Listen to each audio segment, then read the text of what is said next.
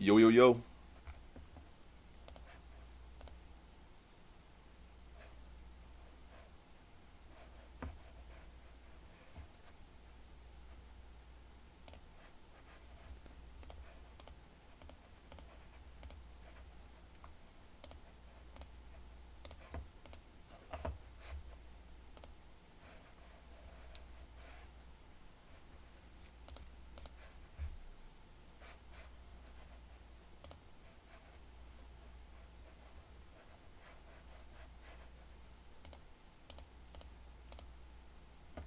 What's up, live dogs?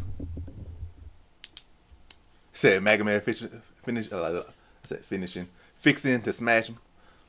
Well, I got no bets on that one, but I don't know about that. I would hope that Magomed don't win. I would predict that Magomed not gonna win, but if he do win, it is what it is. Who else you liking on the card? Well, you already. Let me see. Let me show you.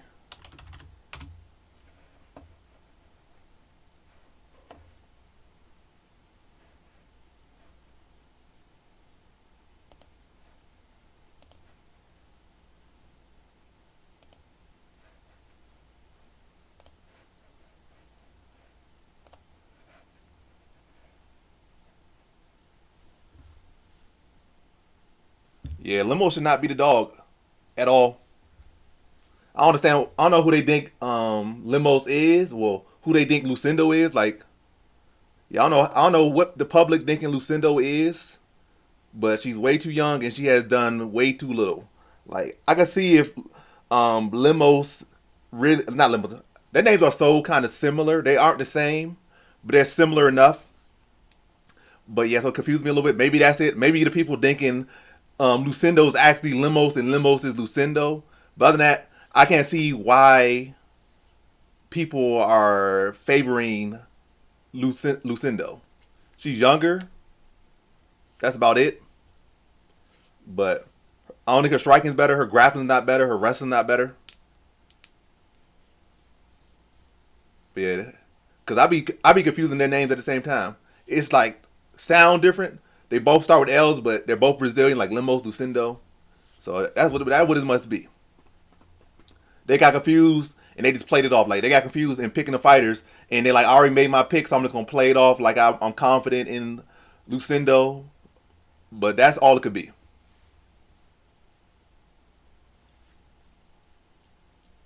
Yeah, she only 23, but yeah, give her like 7 years, she'll be solid.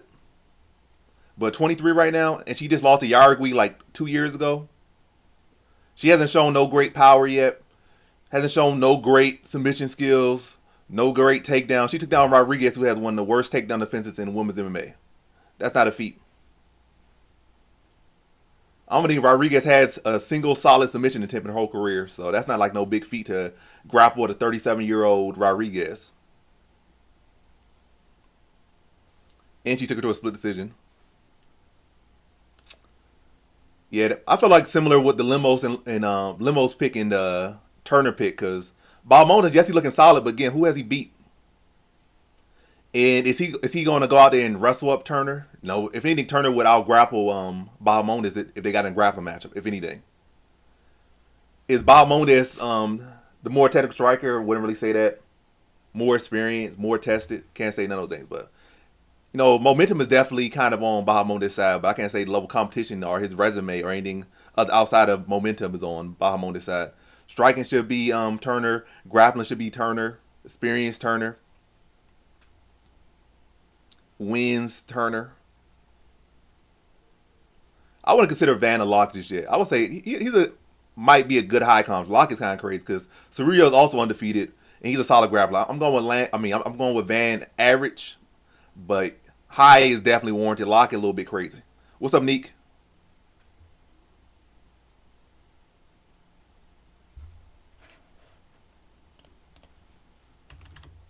And y'all watch the prop of the week. Do y'all agree with my prop of the week, or y'all not feeling the prop of the week? I'm on like a 3 week streak currently, close to being on a 4 fight streak. If I 4 week streak. So if this one hits, then that's 4 weeks in a row where my prop of the week hit.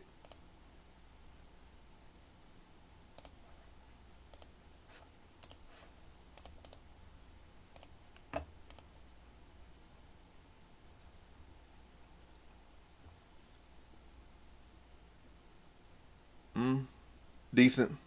I would say, is he really more diverse? I want to say he's more diverse than Turner. Is he? I haven't seen good kicks from. Well, he did head kick a couple people. Most people he head kicked though were little though.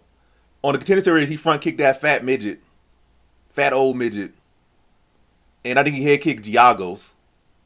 But Turner actually be head kicking fighters that are actually good. He head kicked another tall fighter in Hooker. I haven't seen Bahamondes actually head kick another good tall fighter.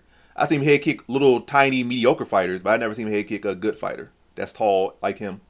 I know Turner can get his leg up good and quick and sneaky against another tall, rangy, high level striker at lightweight. I have not seen Bahamondes be able to do that against a. And also, Bahamondes has been outstruck by two tiny lightweights. He got outstruck by, like, dominantly outstruck by McDessie, who was 40 years old and really a flyweight. And he got outstruck by Ludovic Klein, who's really a featherweight. Turner does throw actually throw a good bit of kick. He don't throw too many kicks, but he throws a lot of kicks. He throws a lot of teeps. He mixes in the high kick there. I feel like anything. I think Turner probably throws more high kicks than Bahamondes. It's not a big difference. And I don't feel like Turner's boxing. I feel like Bahamondes has better boxing than Turner. Turner's more of like a Thai boxing kickboxer than a boxer. But yeah, there's my prop of the week video. If y'all want to watch that, tune in, like it, share it.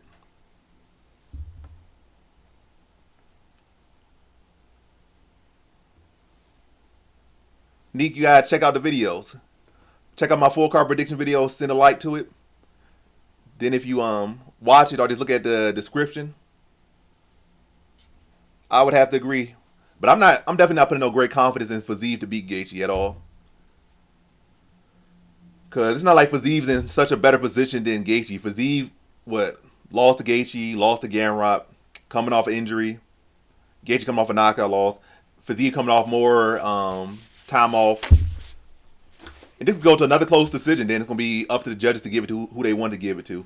And I feel like it goes to a close decision. It's probably gonna go to Gaethje, because people love Gaethje, so they gonna if he make it to a decision, they're gonna give it to him.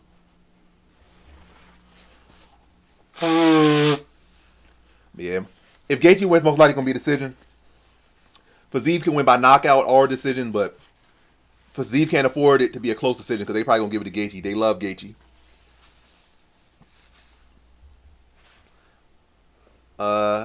Live dogs might, but I'm not, because I got Fiziev to win. And Pereira versus Ankalaev not to go the distance is a smart bet. I feel like Ankalaev could try to have an approach where he's just purely looking to grapple heavy and it goes 5 rounds. I can see that if what's his name? If Ankalaev wins, I could see him going the route of a very safe hug fest. I could see him try to go that route successfully.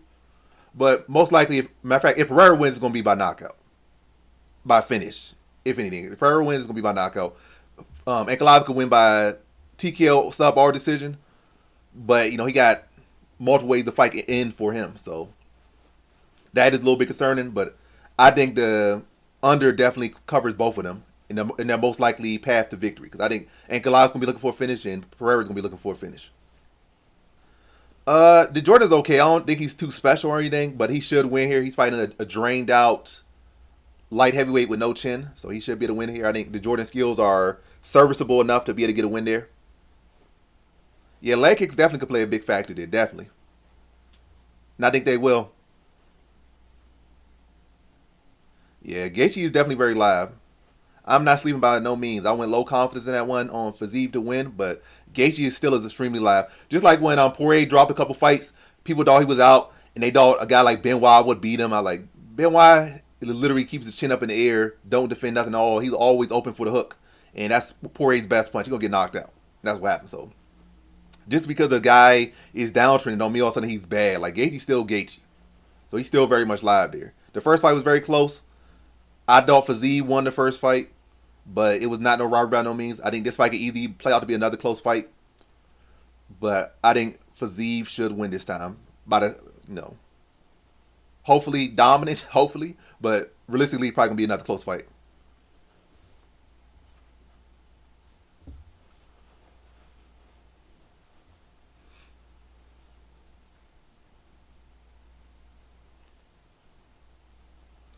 Let me check the Jordan Santos.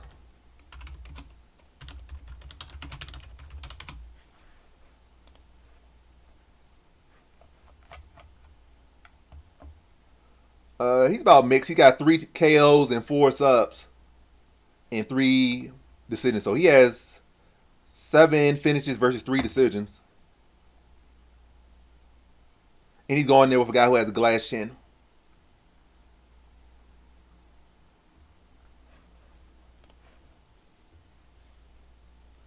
The main card. Matter of fact, I think this whole card is good. Again, a lot of people are thinking 314 is better. I think 313 is a lot better than 314 in my opinion. Both are good cards, but 313, this card is a lot better than 314 in my opinion. I think the main event is a lot better. I don't care to see Volkanovski, 40-year-old Volkanovski, fight for another belt just because Topuria decided he didn't want to defend that belt no more. But what's it called? 313 has a real legit main event. Like Pereira versus Ankalaev, that's a real legit high-profile fight right there. That means something. Yeah, Bobby Green should lose this one. I don't see how he wins it. You can't count him out, but he should definitely lose.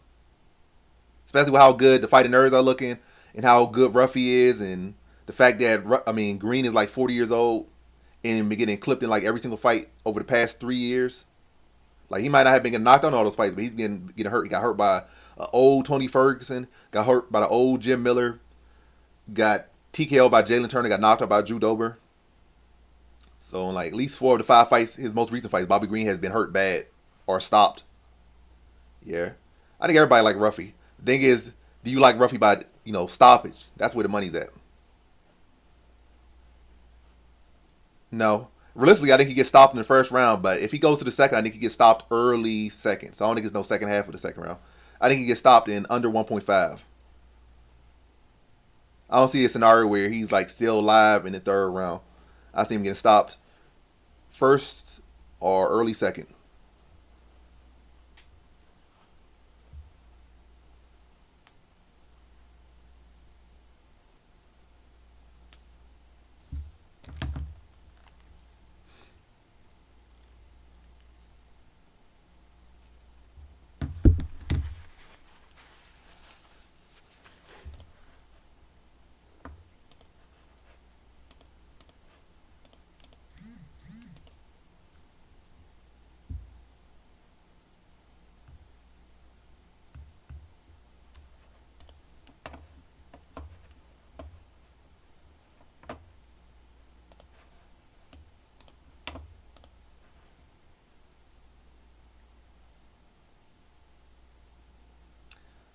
I don't know how grappling will help Bobby Green in that fight.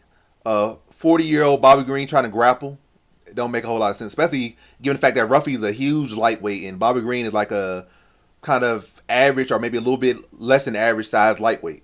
That'd be like a real pointless. I mean, when we saw how that happened, we tried to take down Patty. He got subbed.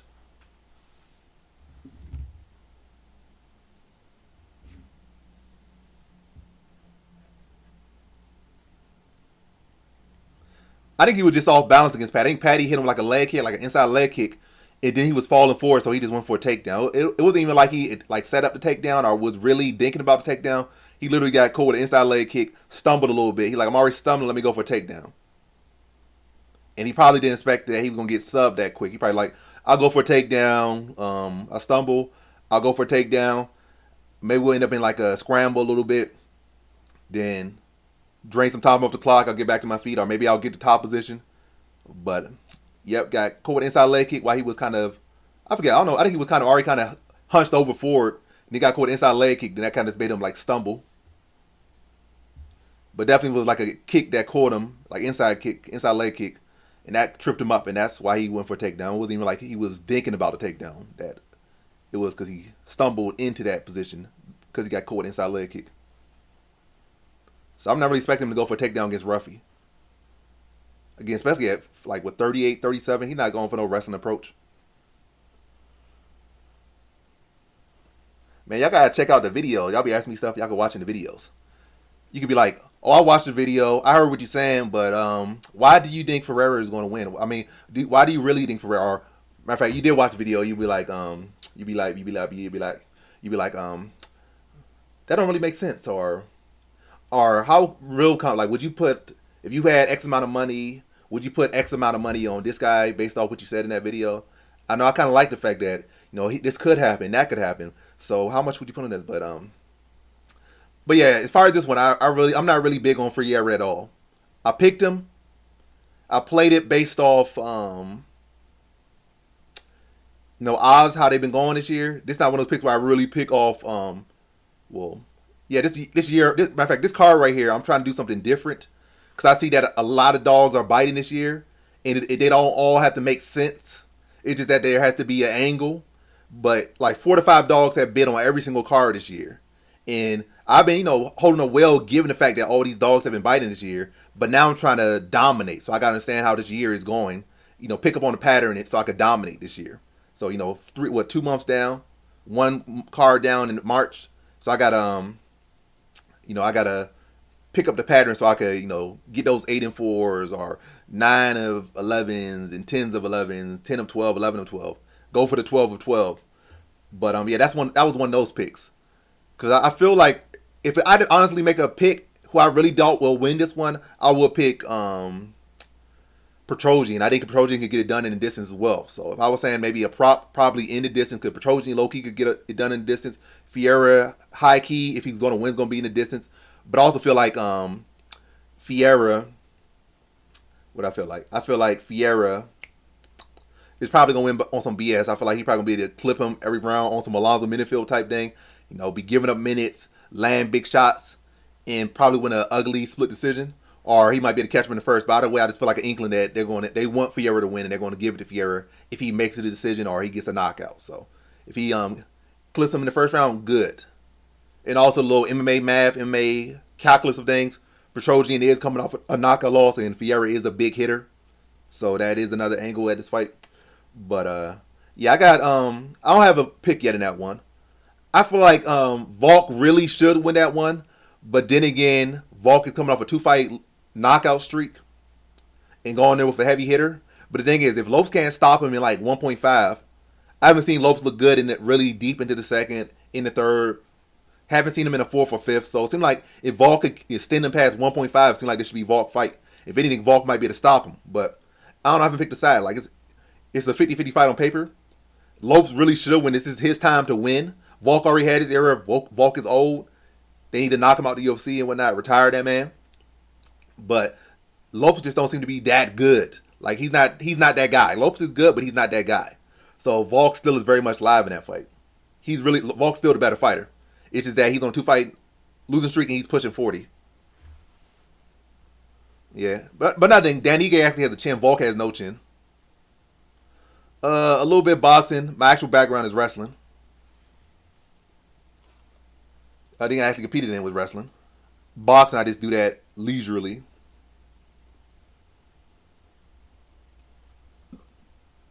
But yeah, I haven't wrestled since high school. I think I did some off-season stuff, like some little tournaments here and there after high school for like 1 year. Well, barely even a year. Yeah, probably like 4 or 5 months after high school. Since then, I haven't done no wrestling. I box now. Like I didn't do no amateur fights, so I can't even say I really box. I trained boxing a little bit, on and off here and there for probably like 5-7 years. But I'm not going to say it real. You combine all that the time I put in boxing, I would say realistically like 6 months of training. You combine like somebody that's really legit training boxing. That time I would say 6 months, but like year wise, just based off touching boxing here and there, probably like 5-6 years, maybe more, probably 10. But realistically, the amount of time I put in probably like 6 months, and even that's a stretch. I haven't put like real time into boxing. Joshua Kang gonna put Sarira in a skirt and then put him on a t-shirt. I mean, I do personally know one former UFC fighter, and I did do a video with him. Like I knew him before he was even in the UFC. And I was actually supposed to do that video when he first joined the UFC, but I be procrastinating, so I didn't do it till he was out of the UFC. So you know how long that was. He joined and he came to the UFC like 2020, 2021, was gone in like 2023 or something. And I didn't do a video with him till like late 2024. I mean, I do be doing boxing predictions. I predicted the Fury fight versus Usyk. Predicted both of those perfectly. Predicted a couple of those what's his name? Tank Davis fights, some Shakira fights, some Canelo fights. some b-ball fights. I'll be doing boxing predictions. I don't do like as much, but I try to get the big ones. He did not, unfortunately. But I ain't mad. Roach is a fellow DC person, so I ain't mad at that. I just feel like Roach didn't look all that good in his prior fight, but he did get up for Tank though. But you know, styles make fights. He had to reach as much against Tank because Tank's smaller. Against guys in his weight class, Martin has to reach a little bit because Tank is coming forward. He was able to use shell up more, catch Tank coming in, work behind the jab more. Yeah, boxing is boxing. A top 30 flyweight. I think I could. Let me see. What flyweight can I beat? What flyweight can't I beat? Matter of fact, like if I had time to train, give me like 3 months to train. Like what flyweight can I beat? Because I'm realistically like a welterweight, and that's like me if I cut weight. I walk around really at heavyweight, like light heavyweight, like 215, 220, and every bit the strength of most heavyweights, if not more, in an understanding of it. So what flyweight can I beat?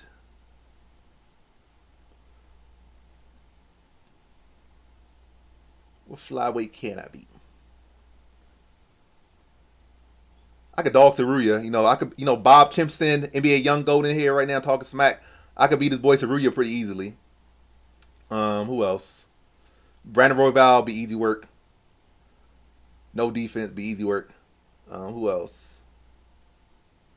Charles Johnson can't wrestle. Easy work. Who else? Surreal would be such easy work. He couldn't get a takedown. He couldn't get no control. He get manhandled. He got no striking. No chin. That'd be real easy work for me.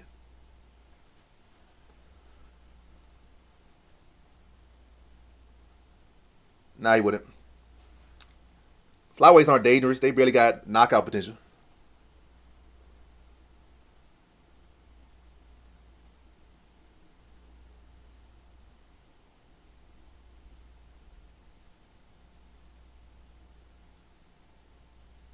I could tell that Saria don't got a chin. I could feel it. A very strong feeling.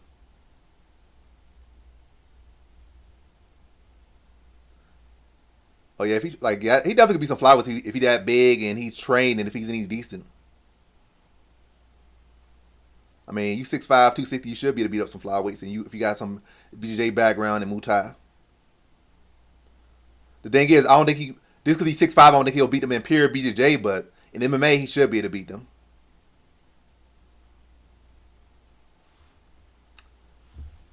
Joshua Van would definitely stop Bob Chimpson in the first round. I know that though. He was stopping by submission just to prove a point.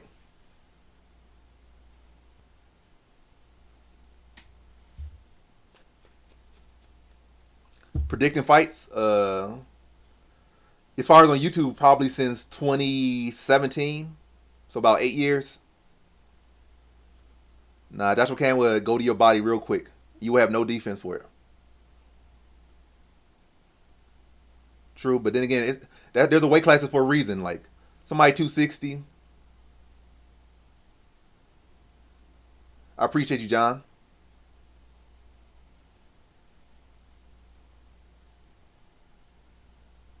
Yeah, I think flyweights will have a much better chance of beating bigger guys at BJJ because BJJ is the ultimate equalizer. And we've seen guys like DJ and who's that real great BJJ guy that was what's his name? Marcus? Not what's that guy? What's that little real small guy that used to be real good?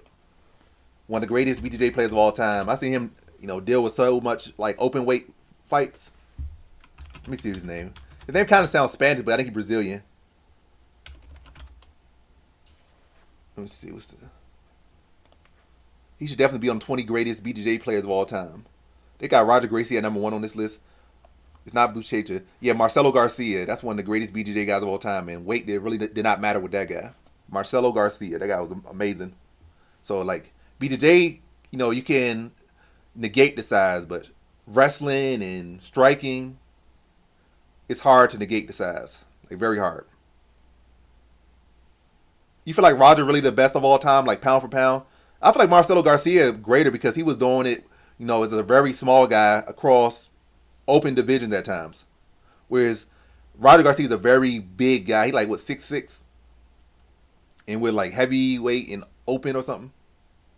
So I feel like Marcelo Garcia is probably the best all time. And even Gordon Ryan right now, he's doing phenomenal. But Gordon Ryan is big and he's juiced up.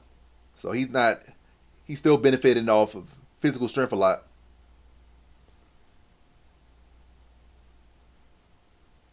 Realistically, you would go to the body, he would catch you with a hook on the chin as you go into the body because you'd be reaching, he knock you out. Realistically.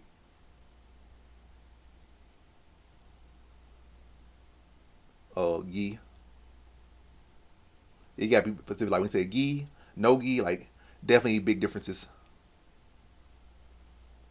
Nah, you got slow hands. I could tell. Yeah, Bob would get chipped up. Chipped up, clipped up, and shipped up. No cap. You got no cap and no shot. Yeah, I know. Like they definitely nothing to mess with.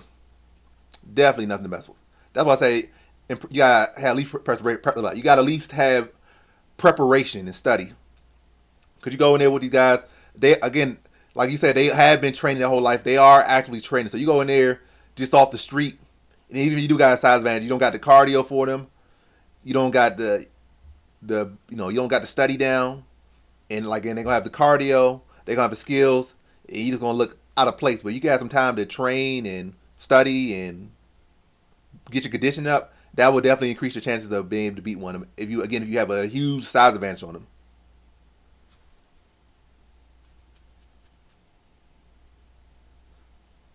How tall are you, John?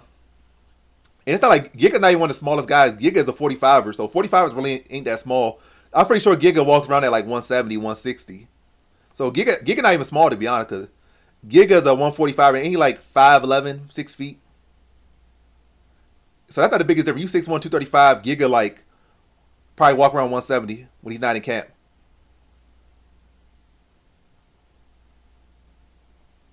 Why are we talking about Zalim Zubairov?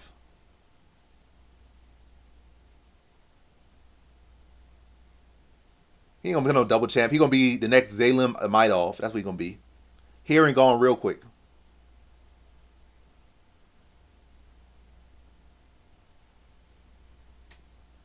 And that'd be hard too, because BJJ and boxing don't really account for the kicks. And Chikaze's very quick, very high level kickboxer. And again, those very fast, snappy kicks. Diverse too. Most people Kamzat train with aren't good. That don't mean anything.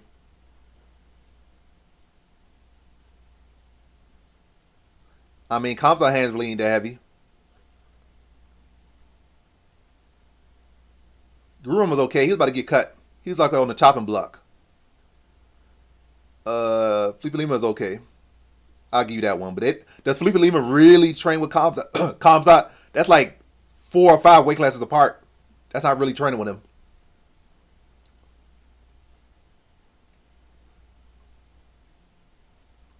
That's like me saying I train with Michelle Waterson. Like we don't spar, we don't train. Well, I'm not. I'm just saying hypothetically. I'm saying the weight class part. Weight classes and genders. Whereas Felipe Lima is like 5, 6 different weight classes, like 185 versus what 135. That don't mean nothing. Fighter Dana White has loved people and have cut them. So if they start going to losing streak, they're gonna get cut. Guram was lucky he got a win. Gustafsson was a former. Oh, you talking about train with him? But Kamzat was getting dogged by Gustafsson until Gustafsson got old. So Gustafsson don't really even train it no more. He kind of like half trains. But yeah, who cares if Sean Shelby the matchmaker? If a fighter is on the chopping block, Sean Shelby gonna cut him if he liked him or not. Sean Shelby not gonna keep somebody on a 5-fight losing streak. If you're on a 5-fight losing streak or like a 3-fight streak of getting stopped, they gonna cut you. Especially if you're not no elite fighter or no big draw, which Guram is not. Didn't Mike Breed only have like 3 fights? Yeah, like he went on like a 5-fight losing streak. They kept bringing him back. He probably went like a 3-fight losing streak. Then he got a win, or a 2-fight losing streak. Then he got a win. Look at Mike Breeden. So he joined the UFC. He lost 3 fights. Then he got a win. But the only reason they kept him because they wanted to give Jubilee a win. But Mike Breeden had other plans. That's the only reason they kept Mike Breeden because they wanted to use him for Jubilee. But he ended up knocking Jubilee out.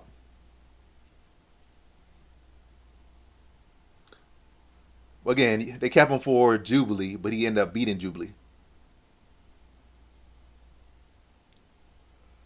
Uh, Not really, because if it's not like Pereira's that young. Pereira's already like in his late 30s, if not what pushing 40.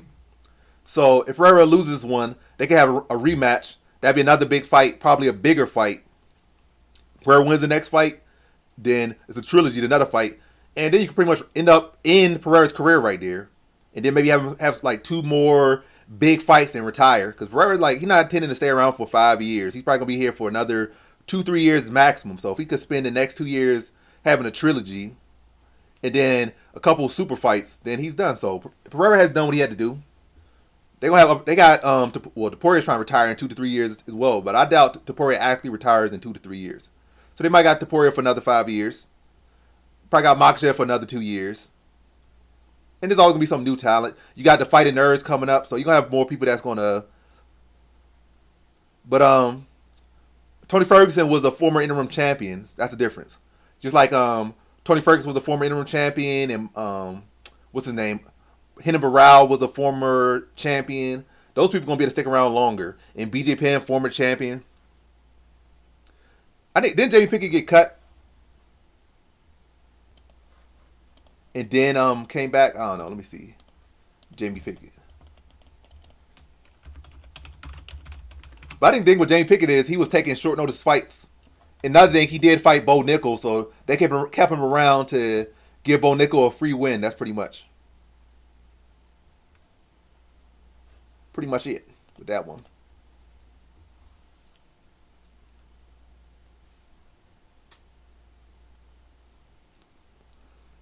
I mean, but again, if he goes on a 3 fight losing streak by knockout, they're gonna cut him. Cause think about the issue with Guram is he's too good. He's too good to really be a nail. If he starts losing, they don't want a good fighter to lose to Guram. Bo Nickel gonna go far. I think. I don't think I'm not guarantee he's gonna be a champion, but he's gonna win his next fight, win his next couple fights. Probably break into the top 10. The top 10 is the issue. Like I think he could break into the top 10, but ascending the top 10 is gonna be a little bit difficult because you're gonna have people like who we gonna have there? He's gonna have Kamzat's there. He's gonna have Bahio's there. He's gonna have Imaivov's there. Drake is there.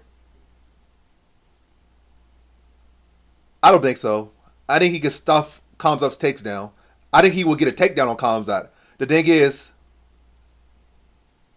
the striking might be an issue. Is it right now? I think his cardio would be better than Kamzat's, in my opinion. I think his wrestling would be better than Kamzat. It's the striking, and can he really take a punch? I don't think Kamzat's striking is all that good. I think it's average at best. But can is Bo Nickel built to take a punch? He might be one of the people that he get hit. He start shelling up. He might start panicking, and then the fight just falls apart there if that happens. So I think Bo Nickel needs to be an actual, real, legit striking match. He had a striking match with Paul Craig, but that really was just point fight. Nobody was really throwing nothing seriously. Paul Craig was tentative. Bo Nickel was just throwing sloppy overhands. That wasn't a real striking battle.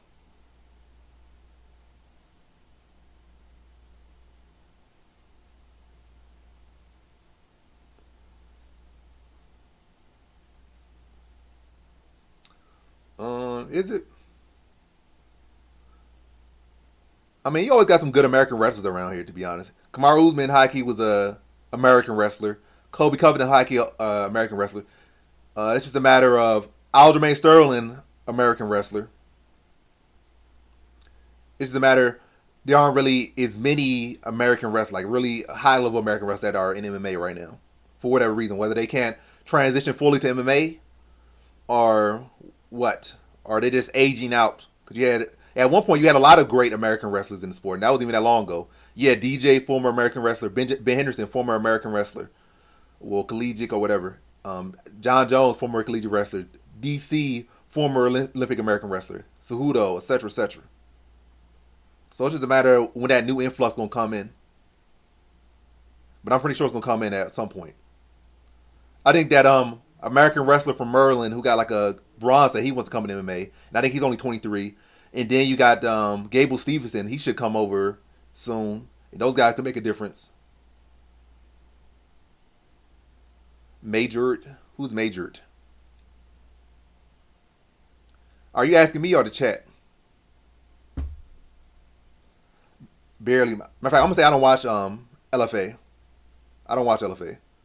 If I had to go back and watch some fights because some fighter came from LFA, y'all asking me, y'all gotta watch the video. Like y'all on my channel, but y'all ain't watching my videos. That's crazy. Y'all in the live stream, but y'all ain't watching the video. That is crazy. And y'all don't even have to watch the video. Y'all could go to TikTok and see my prediction. Y'all could go to the video and just look at the description and see my prediction. Come on, y'all gotta be a little bit less lazy. Go to the video, leave a like, look at the description, leave the video on play in the background. Let me get my minutes. But yeah, you don't have to watch the video. You can put it on mute, put it on play, leave it alone in the background, scroll down, look at the description, and I got all my picks for the card, so you don't have to literally watch or hear nothing. And that's for every single card. But yeah, I don't really watch LFA like that. The most I watch LFA is like, oh, this fighter came over from LFA, they're a champion from LFA, former champion. Let me go back and try to YouTube that fight. Typically, their LFA fight's gonna pop up. I watch their fights to see, what they about, and then I watch their contender series fight. Well, I predict their contender series fight or their UFC fight, their short notice fight.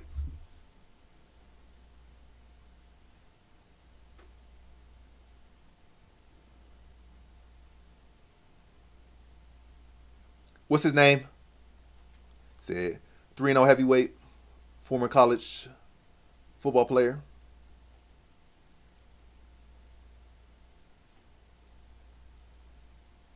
So, American wrestler, Josh Hokett.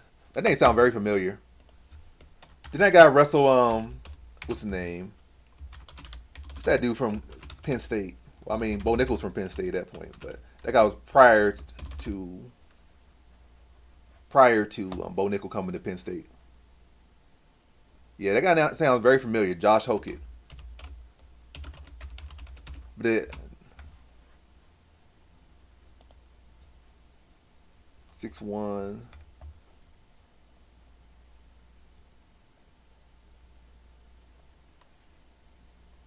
Then he put his wrestling stuff on here more on his wiki.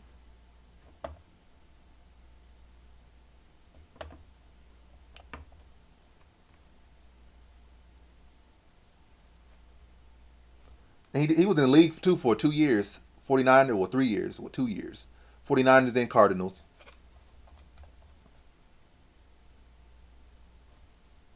Only 27. 4-0. Got mostly submissions. That's interesting. Arm triangle, arm bar, rear naked choke.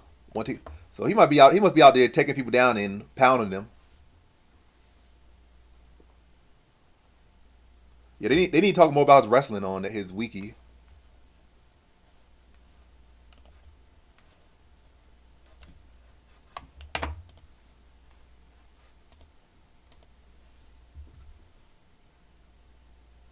You need to set me up with an interview with him. Like, where does he train out of? What state he train out of? So you could set up a interview. Or I could come to the gym and do a live interview or something. Oh, Jackson's. But yeah, if you know him, send me you say you do know him. So my Instagram is the same name as on here. Like, send me a DM on Instagram. Try to set up like a convo, and I could have an interview with him because the UFC definitely needs heavyweights. So he should be in the UFC soon. Probably be on Contender Series literally this year. Because looking at his record, he's 4-0, all stoppages. Former NFL player, 2-time Division 1 All-American, wrestled Bo Nickel and whatnot. That guy should be in the UFC very soon. Because again, the UFC needs heavyweights. They need them bad.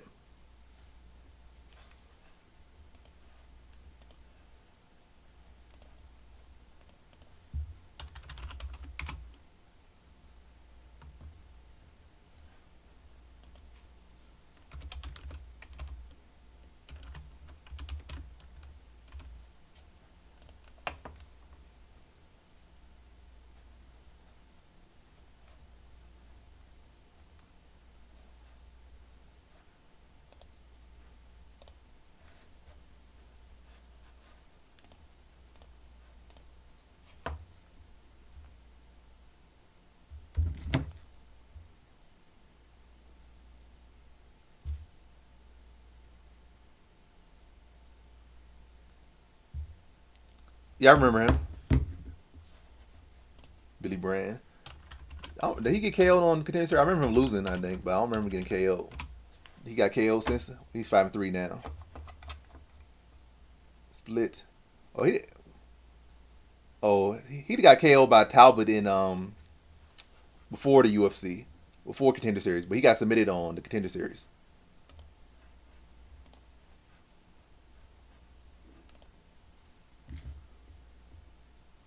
Oh, he knocked him on the regional scene.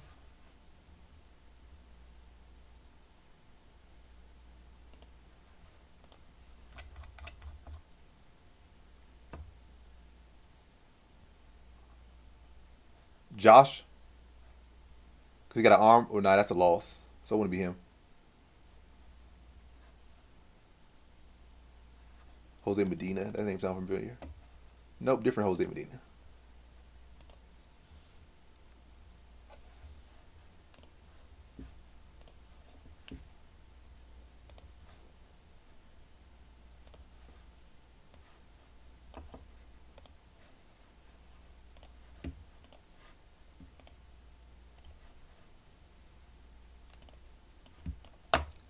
Why is my camera doing that?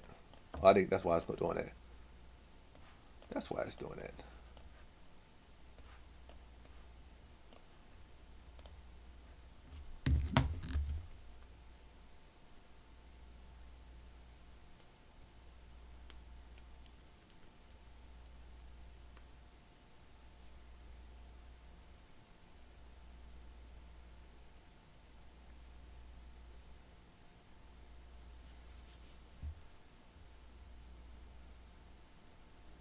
Merlin, well, DC Merlin, in between.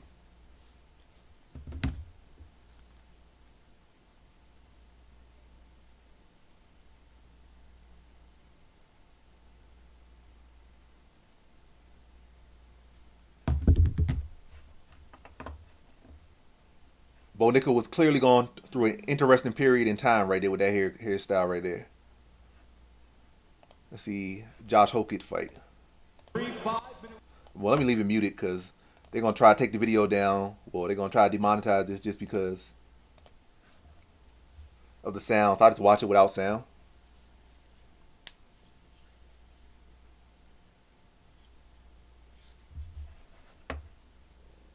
This is when he was 1-0.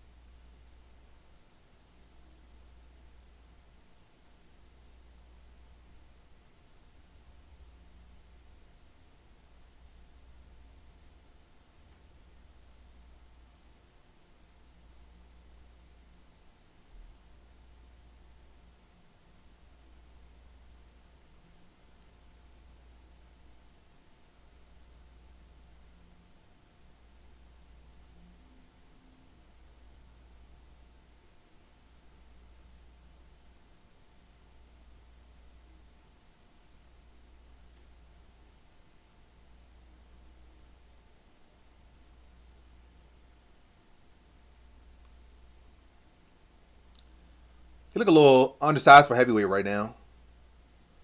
I think light heavyweight, maybe middleweight. Middleweight kind of a stretch, but maybe light heavyweight probably be his best weight class. But then again, he could get a good start at heavyweight.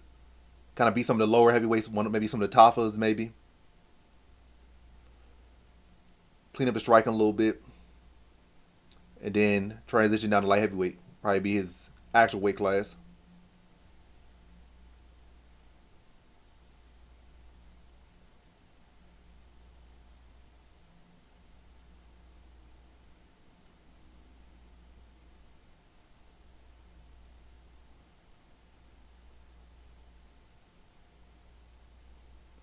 And also, somebody's saying that there aren't really that many good American wrestlers. I think did they just get a good kind of lightweight prospect wrestler that's doing real well, knocking people out and whatnot. A good arm triangle.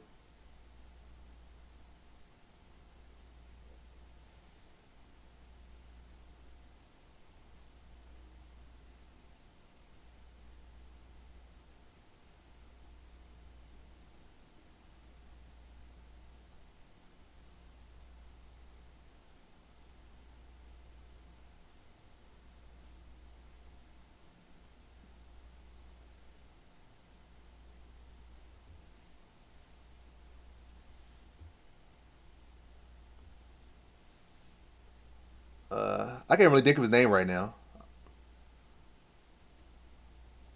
But I think he already fought this year though. And I think we fight like lightweight. Did he fight this year, or he fought like real late last year? But he definitely got in the UFC in 2024 off Contender Series.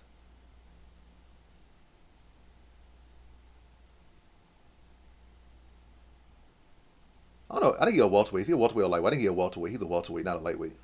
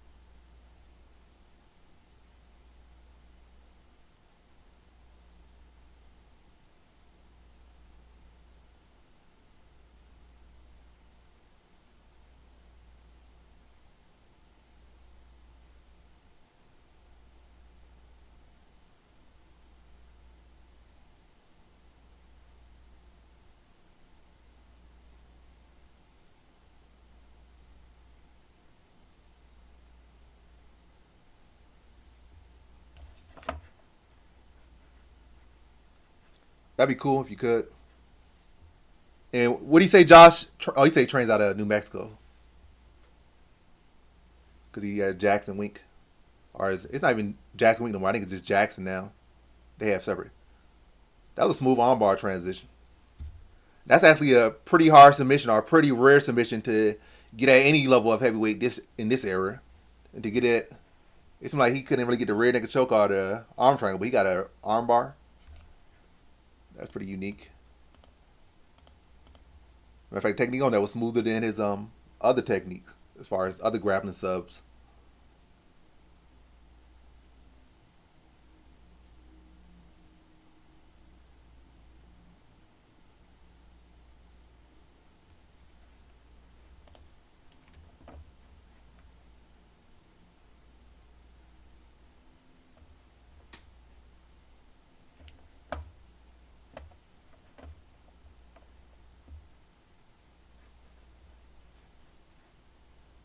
Let me see. I feel like I might have already did a prediction on him in the past. Cause ain't I'd have seen that name in MMA as well. Nope, I haven't did a prediction yet.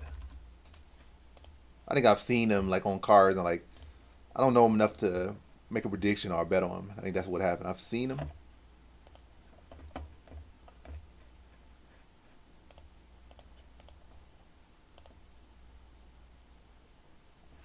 Let's see.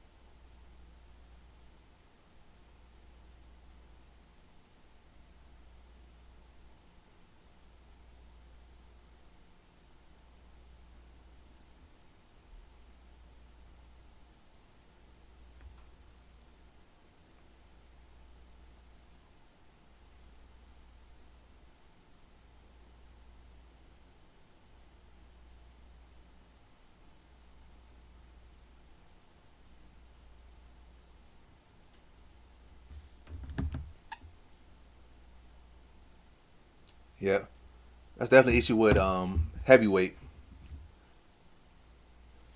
You'll come in look good for one fight, then all of a sudden they got you fighting the top 10 guys, top 15 guys, pretty quickly. It's very much sink or swim very soon in heavyweight, and also the sizes are so much different. The body builds, the size, the experience, a lot of different big variations at heavyweight, like drastic. That was like light heavyweight probably be better, but even at light heavyweight, it's like the same issue. Like there's not enough light heavyweight talent for you to develop and fight these guys that are like those easy layup wins that are so much available at lightweight. Like lightweight got the most fighters and supposed to be the best division, but there's a lot of people that should have been cut at lightweight. There's fighters that have no, they're never gonna fight be elite, and they're just hanging around. Like they have guys that come, like Mike Breeden and whatnot. Like no insult to Mike Breeden, but they have guys that, again, we clearly know aren't elite, but they can stay in the UFC for years. But at heavyweight, like you're not looking good, you be cut and gone. So the people that are at heavyweight, unless you're like a Tough or Tuivasa and they love you, they'll keep you around. But other people, like they be quick to cut you at heavyweight.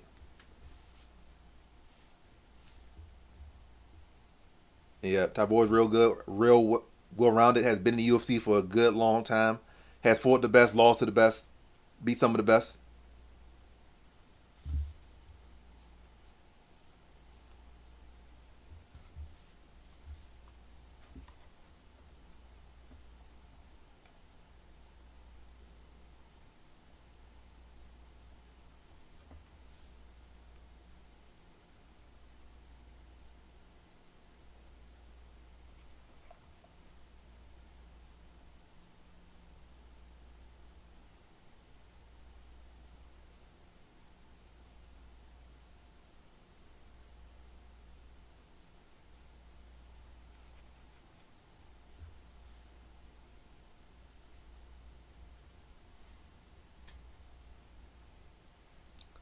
Yeah, I'm pretty sure the UFC could find some heavyweights, but then yeah, I don't know. I feel like they also might feel like heavyweight fights are boring, so they don't want to have too many of them. And kind of having to feel like if you're good enough, you're good enough. We don't want a whole lot of like boring, slow heavyweight fights. They much rather have fun, exciting lightweight fights where those guys, yes, they might not be good, but at least the good guys will deal with them pretty quickly, or at least they'll have a high paced fight. They might not be good, but at least they'll be high paced. That's what they, I guess what they feel a lot at lightweight. I think featherweight has a lot of people too. Bantamweight has a good amount of people, but light heavyweight definitely short. Heavyweight definitely short. If anything, I feel like middleweight might have the more wiggle room between heavyweight and light heavyweight. Like middleweight has more wiggle room. Like you go down, you get more wiggle room.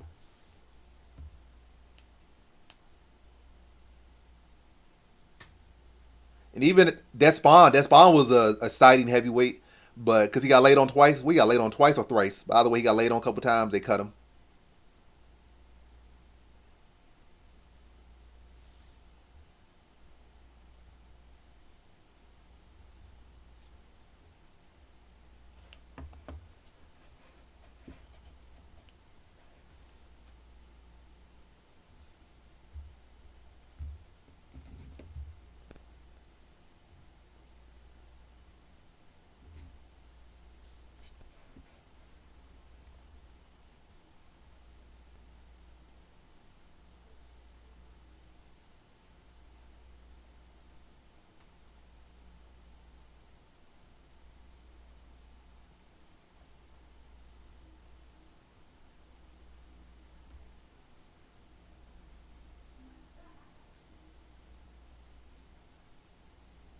Yeah, definitely.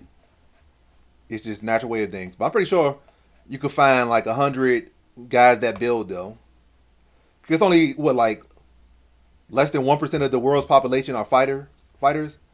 But I'm pretty sure it's like maybe like 3% of the world are guys like with heavyweight builds. So there's more guys with the heavyweight build in the world than there are fighters in the world. It's just a matter of is the money there. That's gonna be a big thing. I feel like if heavyweight started to see money, like MMA really started to see money, I think they will start to get a more influx of different talent. Not to say that the talent is bad right now, but I think the heavyweight talent could definitely, go up. And I think it definitely has been better in some years than it is now overall.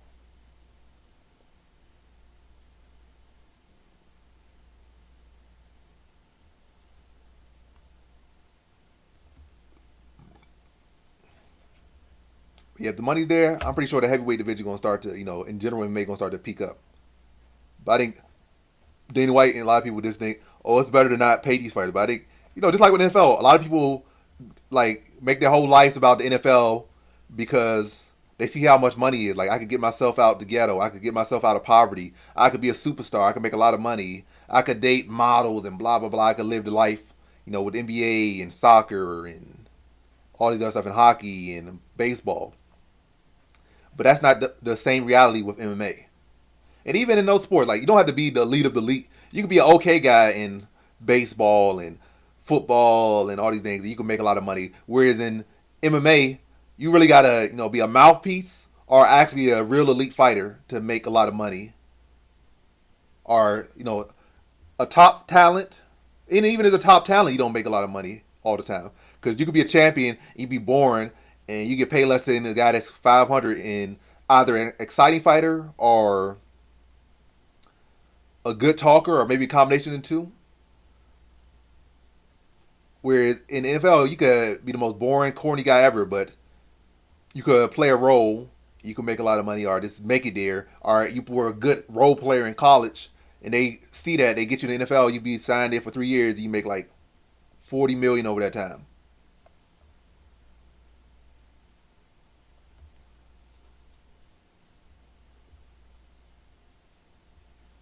What sport has the best fighters? Do you think? Like, obviously not combat sports. Best fighters. Who had the best fighters? Basketball could. NFL could.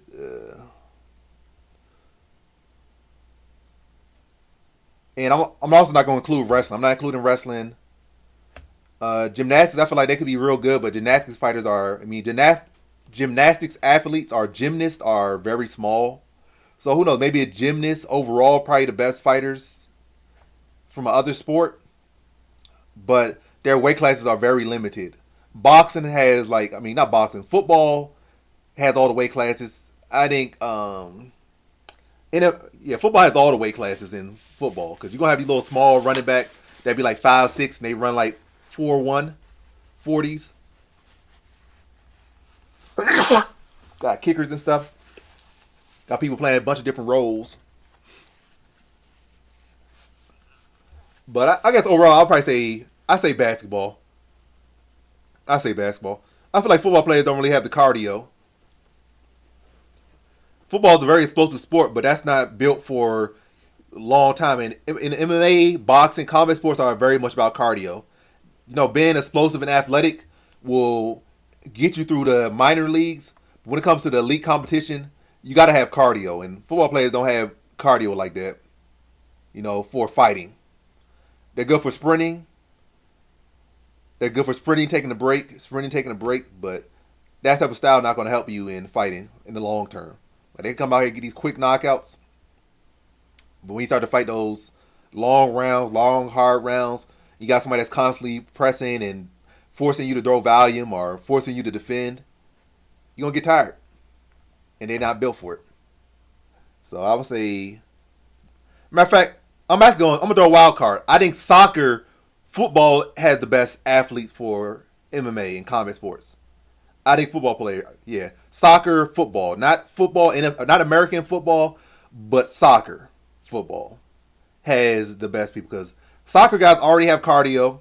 A lot of them already come from Brazil. Brazil's like really like overall might be the best breeding pool for MMA talent. Brazil, like legit, and the historics back it up. I know a lot of people like to say Russia, but Russia don't have the same motion that Brazil has had and still has.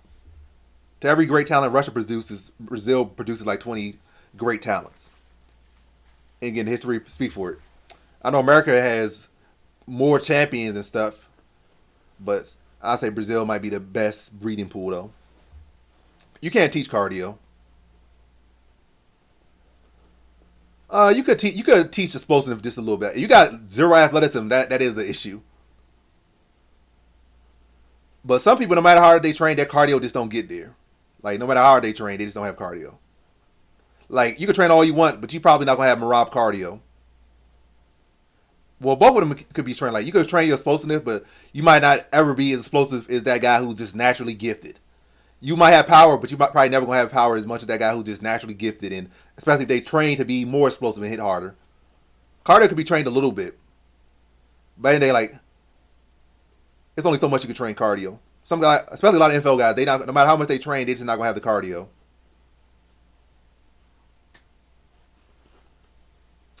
And I mean, there's gonna be some NFL guys that do have cardio, but yes, let me some of those guys.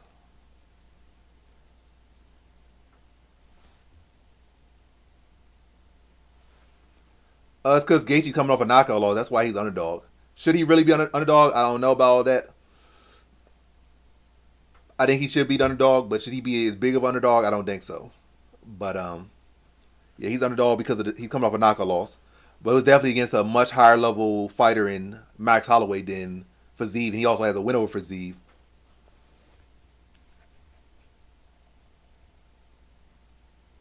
That's true.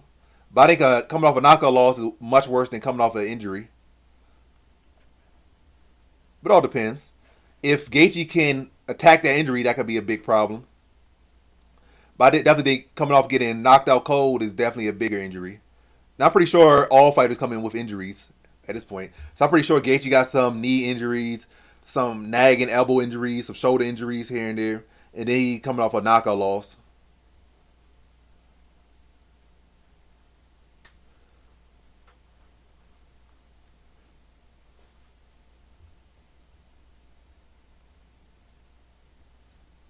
But yeah, if you're going with that one, you gotta try to maximize your money on that one if you're gonna make a bet. Because what's Faziev like a plus? Not a plus. Faziev like a minus 200 favorite, which is not a good odds to be honest. If it was more pick'em, maybe I would have put money on Faziev, but it's not really pick'em. Yeah, minus 155 is just a little bit too much for me in that fight. If it was like minus 110 or something, I think that'd be good. Minus 155 in that fight in particular, yeah, that's not what I'm feeling. Well, I'm not feeling that line for that fight. Now I just looked at the odds. He's minus 155. He's minus 170 on FanDuel, but everywhere else he's closer to minus 155. Minus 155 on DraftKings, 160 on Caesars, 155 on Rivers, 163 on Betway. So only on one of these ones he's minus 170.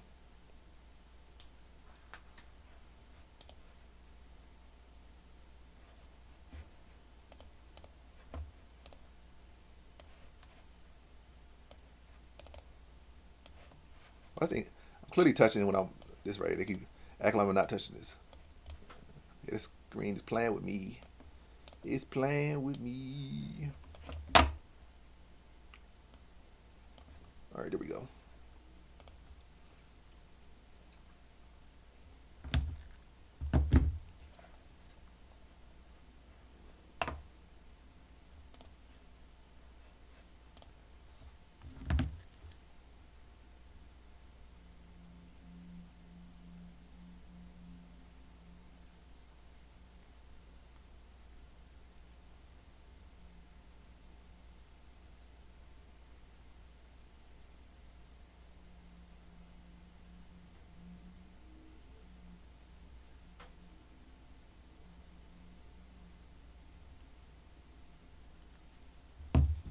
Uh, I'm gonna stay here, the same location.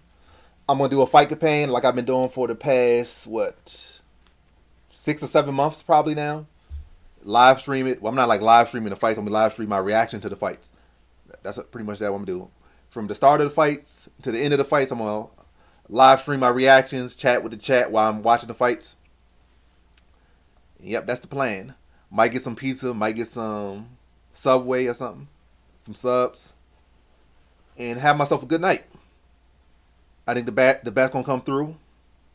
The cash is gonna be cashing, and then I'm gonna have myself a good sleep afterwards.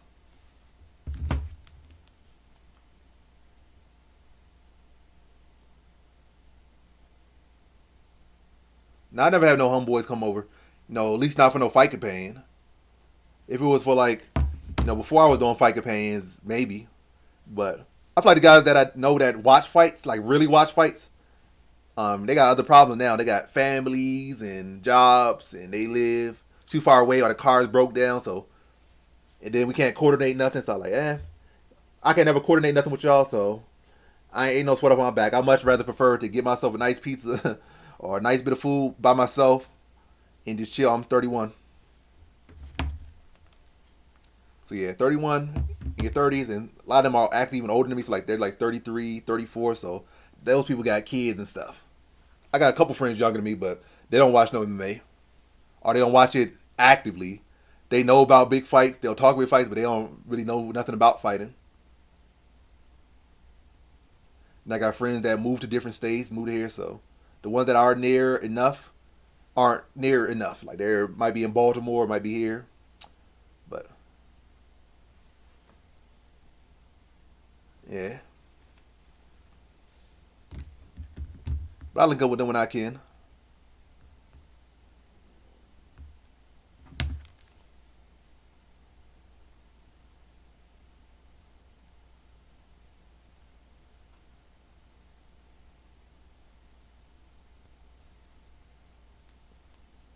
He said, "What state are they in, or what state am I in?"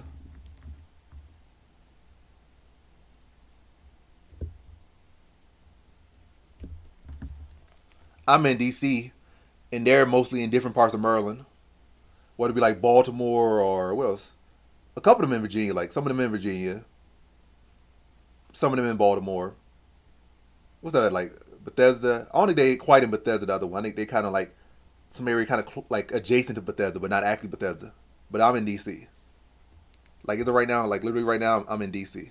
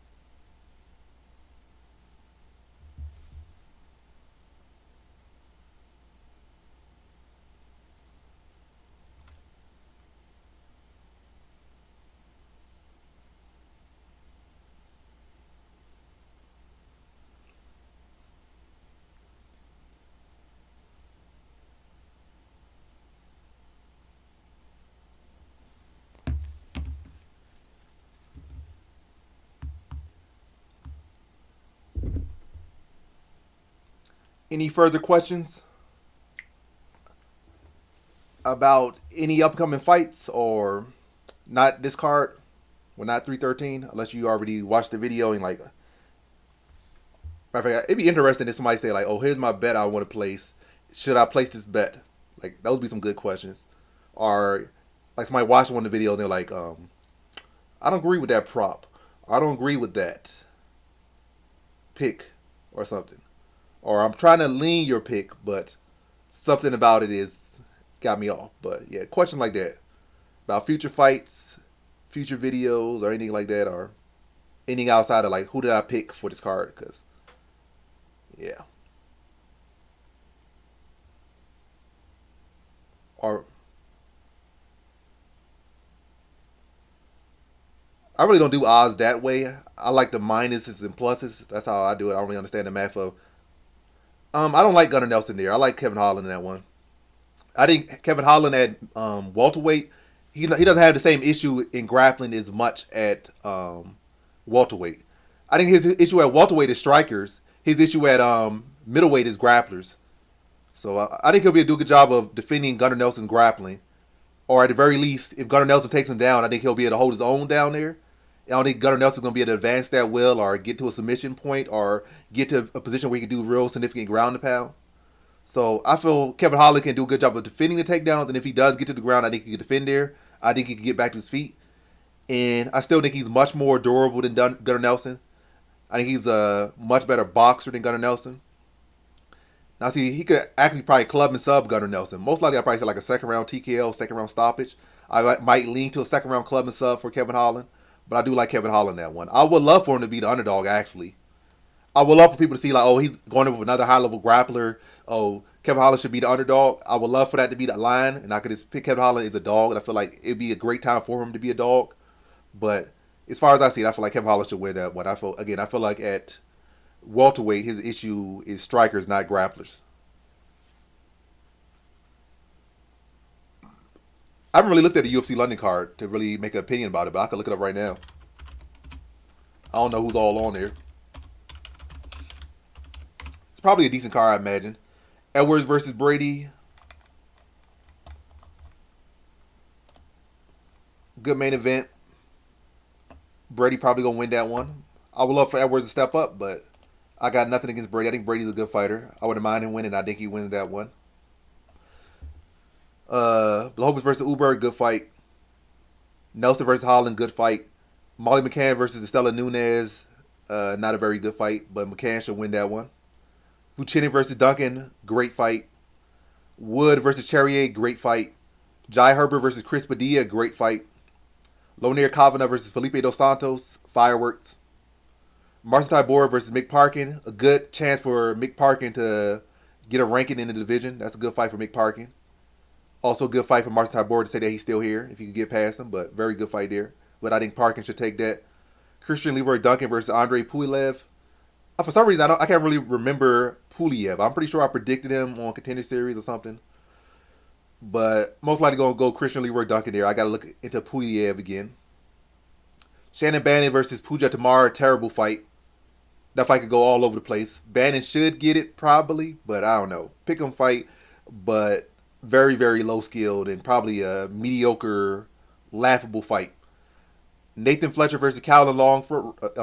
Nathan Fletcher versus Cowlin Lowron. That's a good fight. Ain't all that great, but it's okay fight. It's okay fight. Guram Kudalaze versus Cowie Fernandez. If that does get scheduled, that's a great fight. So mostly solid fights on the card. Probably only like really two weak points on the card, and that's the Bannon fight and probably the low round fight. So probably those two fights, probably the weaker points on the card. But the rest of the fights look well. Not that. It's not those two fights. It's the Shannon Bannon fight and the McCann fight. But you know, McCann's a hometown hero. So, what is she from? Ireland or is she from England? She's from England. But yeah, McCann's a hometown hero. So I'm sure she'll get a nice finish or a nice performance, and they'll be excited for her. But as far as like me, who's not from England, I'm not really big on seeing Molly McCann fight.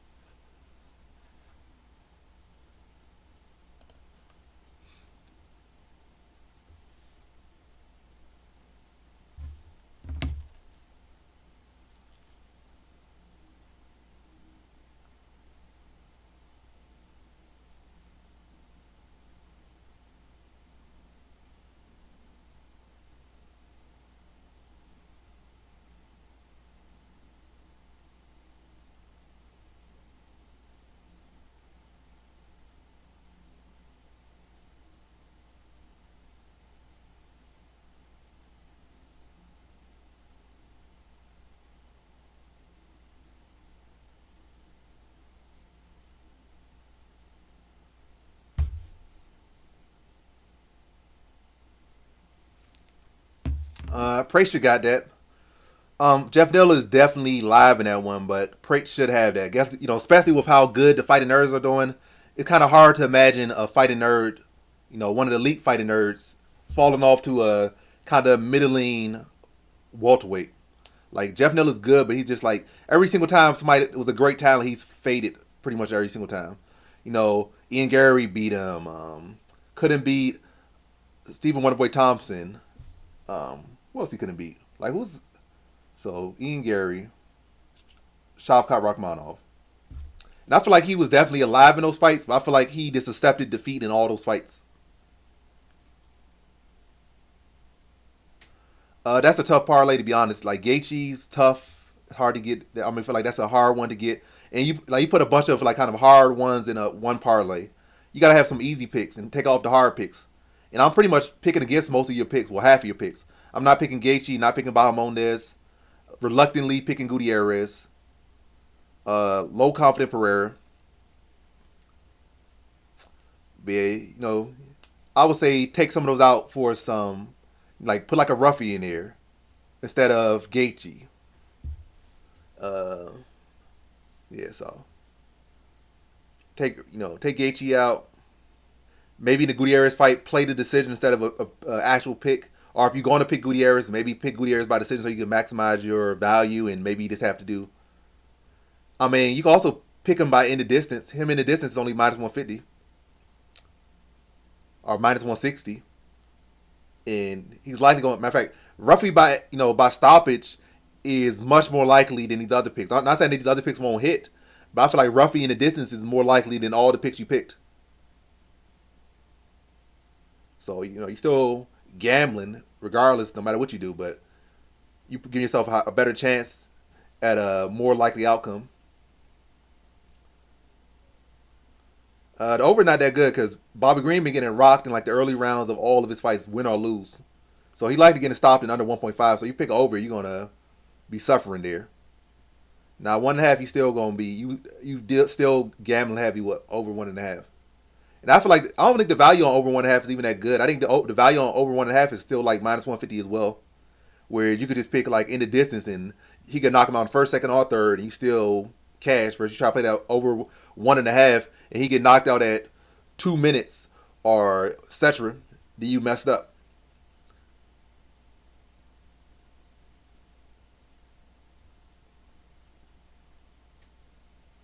Yeah, you can probably play over 1.5 with the I use DraftKings and FanDuel. Those are my two ones right now. Have you tried? So what site do you use? You don't use FanDuel or DraftKings? Because I can do that on both DraftKings and FanDuel. And is there a certain amount of money you're using? Because I don't know if they have a limit. Like you can't bet a parlay if it's $1,000 or $200. Because I'll be betting like 100. I've been like 50s and 20s and 30s. So I haven't really started like betting 1,000. I bet like 500 on a parlay. Oh, that's probably why. They don't have FanDuel or DraftKings in your state. I used a private book. It ultimately didn't work out for me. Like I made some money on there, and I'm still trying to get it to this day. So I don't trust private books that much anyway. Texas. I feel like Texas isn't Texas kind of a gambling state anyway. So I feel like Texas should have it. I mean, Texas should have DraftKings and FanDuel. It should have everything.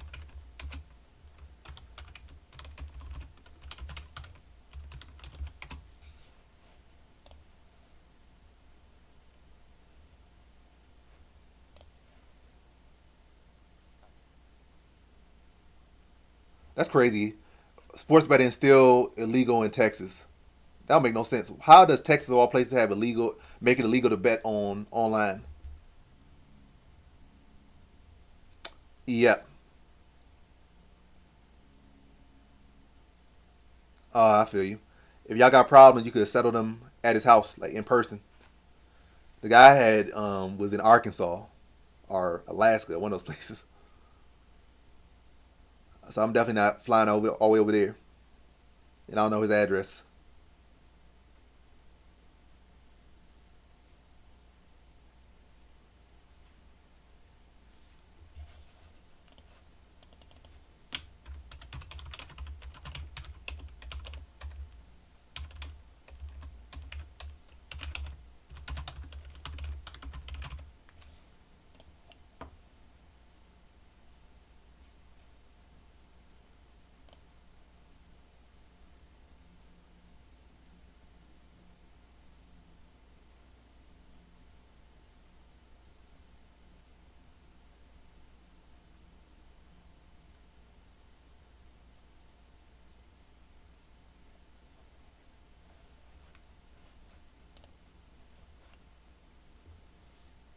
I see.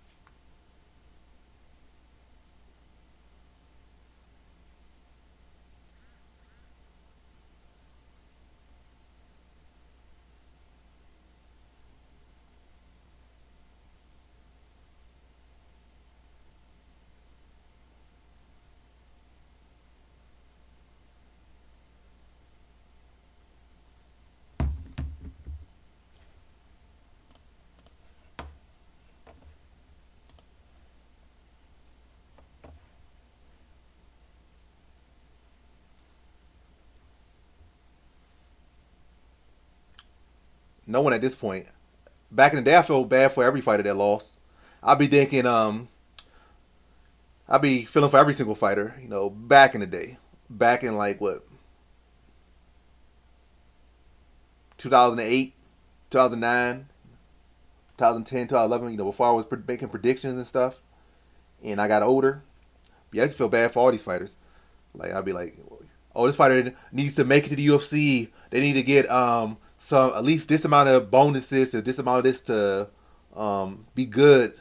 But they got to fight for their family and blah blah blah. But at the end of the day, a fighter could win 5 million in their career or 10 million in their whole career, and they still could be broken in debt and all that stuff by the end of their career.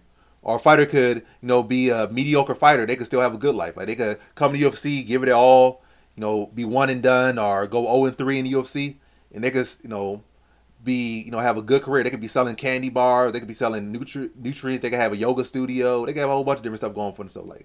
So just because a fighter has success and whatnot, don't mean they're gonna have a good life. And just because they have a successful fighting career, a lucrative fighting career, don't mean they're gonna have a successful life. And just because somebody doesn't have a lucrative fighting career, don't mean that they can't have a successful life outside of that. Because there's been people in the NBA that weren't that big, and they it turned out they like one of the richest people in NBA history outside of NBA. Like because they owned the farm, they started selling this, they own 10 gyms. Like they use their money wisely. So it's not how much money you get, it's how you use it. It's not how much success you get, it's how much you use it. So I don't feel too bad because at the end of the day, like I can control their lives and stuff, and it don't really mean too much just because if they win or lose. And I do got fighters I like and stuff, but yeah, it's only a few fighters that I think I really care if they lose. Like I'm gonna be, if I bet on somebody, I'm gonna feel a little type of way if they lose, like a little type of way if they lose. But there's only a few fighters that I'm gonna feel anything left for if they lose. Like Adesanya, I feel like a little bit something when he loses sometimes, but at this point he's been losing enough that, and he's already accomplished so much that I don't really care when he loses. Like I want him to win, but I ain't gonna care too much if he loses. Type thing. I really want him to beat Dreykus. That's probably like last fight I cared that he lost. Imavov, I cared a little bit, but I picked Imavov, so that also made it not feel so bad because I picked Imavov to win. But yeah, so for them I feel something. Back in the day, and it's still losing. I feel something. Rampage back in the day, I feel something. Rashad back in the day, I feel something when he lost. There's been some other fighters. Shogun at times. I like Shogun and Dan Henderson, but I really like Shogun more. So I feel something every single time Shogun lost. But those fights were great.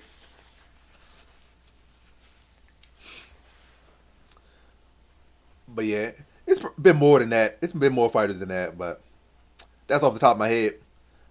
I'm a pretty big fan. I ain't gonna act like I'm the biggest fan. Like some people be watching LFA, Invicta. They watch every single league. I just watch the UFC. I watch Bellator, but Bellator ain't what it used to be. Like when Bellator used to come on like Fridays and whatnot, I would watch Bellator. Like I would watch all the Bellators. But then it started to be on this, it be on Paramount, be here, be there. I couldn't keep up with Bellator no more. PFL, I try to keep up with PFL. So, but at one point I did keep up with Bellator. I did keep up with UFC. But yep, I got a cartoon nose.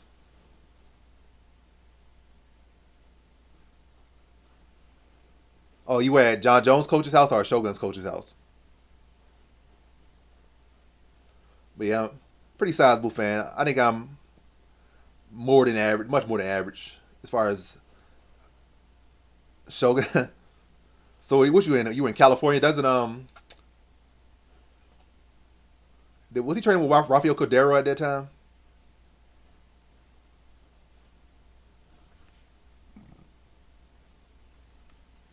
Wasn't Rafael Cordero in his corner, or he just left y'all be in his house while y'all watched the fight? Oh yeah, that's where. So doesn't Giga Chikaze train there? He trains at that gym. He trains at That's not Shooto Box. It's a different name. I said Shooto Box. It's not Shoot Box. I forget that gym, but RDA used to train there. Or still trains there. I think Giga Chikaze trains there. I think Benil Darius trains there. Oh yeah, Vittori trained there for a little bit. I think. Oh, Kings MMA. Yeah, that's the name. What's the name? What's his name? Faricio Wardum trained there. I don't know if he still trains there. I think Wanderlei kind of cross trained there sometimes. I think Wanderlei has his own gym, but he trained there sometimes.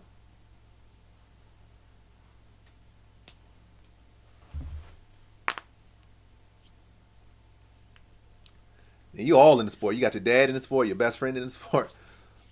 Did your dad ever compete? Yeah, you definitely in it more than me because like you love the sport and plus you like connected to the sport too. Like you really connected. Like you bumping shoulders with the greats. Is that your actual name, like John Pasquale, or is it like oh Pasquale? Also, is there like a official name Pasquale? You might be deeper than even deeper because I think Pasquale isn't he like I know it's like a Pasquale that's like a is he a judge or let me see Pasquale UFC. I definitely heard that name before Pasquale, but I can't remember. I definitely feel like at one point probably around 2011 I kept hearing that name all the time. That last name. Oh, screen name. Like, nah, that's not my name.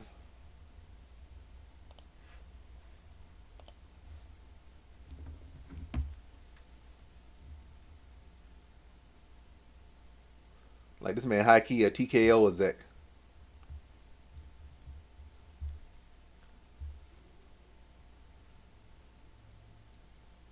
Oh, 2009.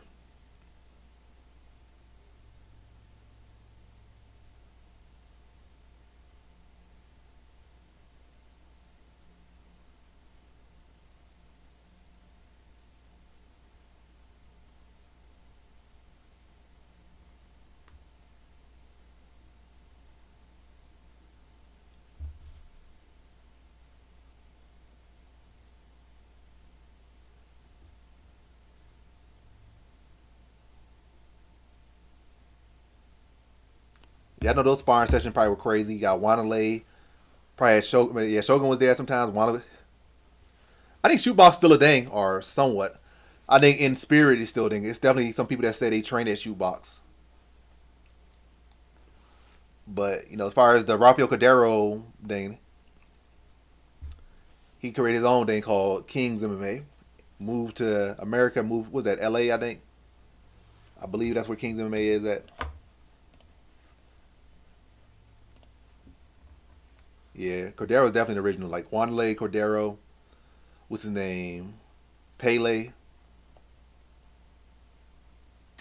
Ninja of Orange County.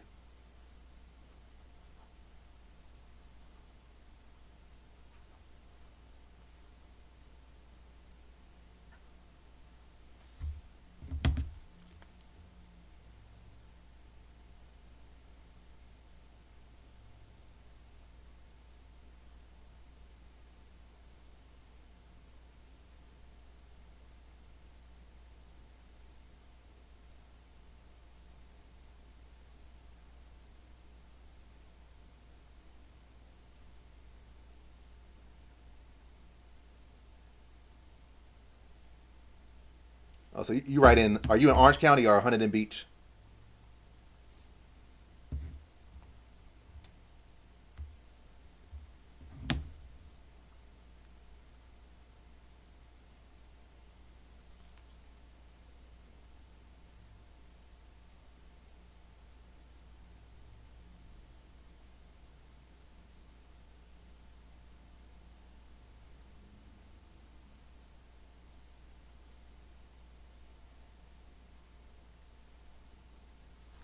Huntington Beach, but it's Orange County. Oh, it's in Orange County.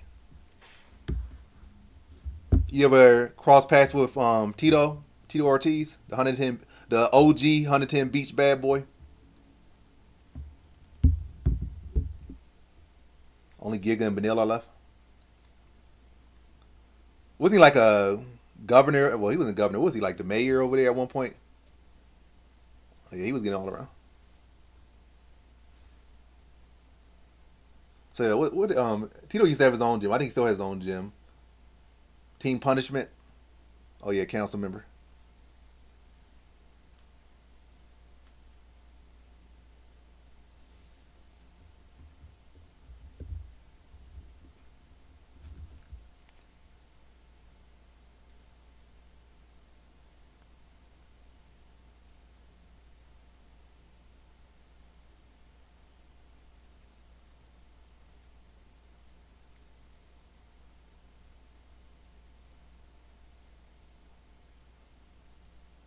Yeah, Anderson Silva around that time must have been crazy. Like that was peak Anderson Silva at that point.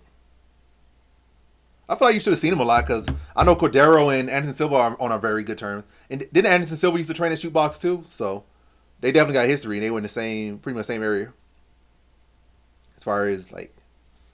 I think Anderson Silva's gym is in California as well, and I think he lives full time in California. So I feel like he probably was over at Kings of May a good bit,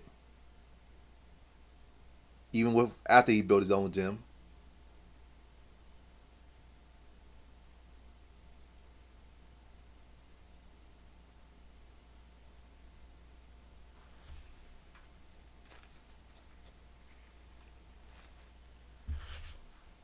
Yeah, Anderson Silva had a whole like 40 part um, pad work tutorial.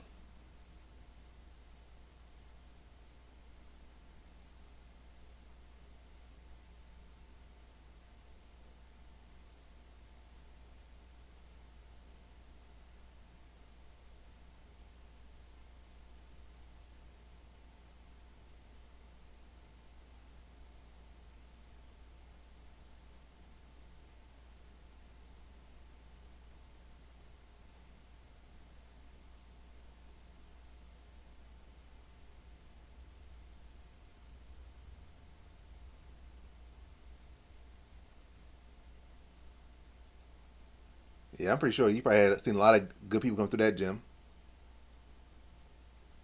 Probably seen, for a matter of fact, you probably seen like 20 UFC champions come through that gym. Because again, RD8 already trained there. Fabricio had trained there. Shogun trained there. Wanley has came through there. And Silva came through there. I'm pretty sure the Noguera brothers came through there. Oh, you never met RDA? Like RDA was like one of the main people training there. I think when he was champion, he was training there all the time. That was his gym. But I did see him kind of cross train at other gyms. You met all the rest.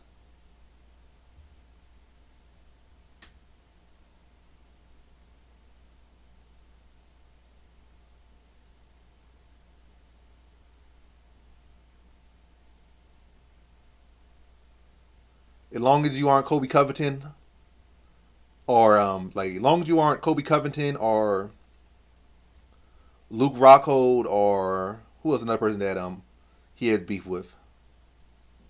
Yeah, pretty much. If you ain't Kobe Covington or Luke Rockhold, he seems like a pleasant person.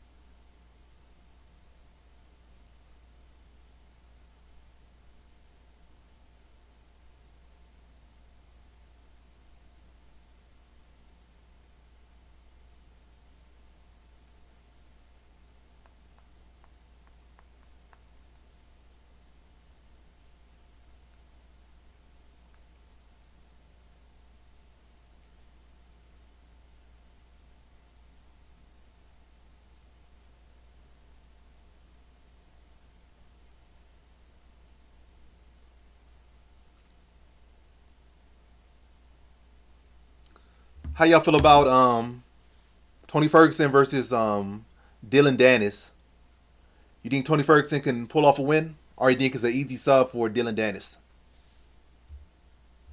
And I wonder if they even gonna have lines for that fight. Will GFL even have actual lines you could bet?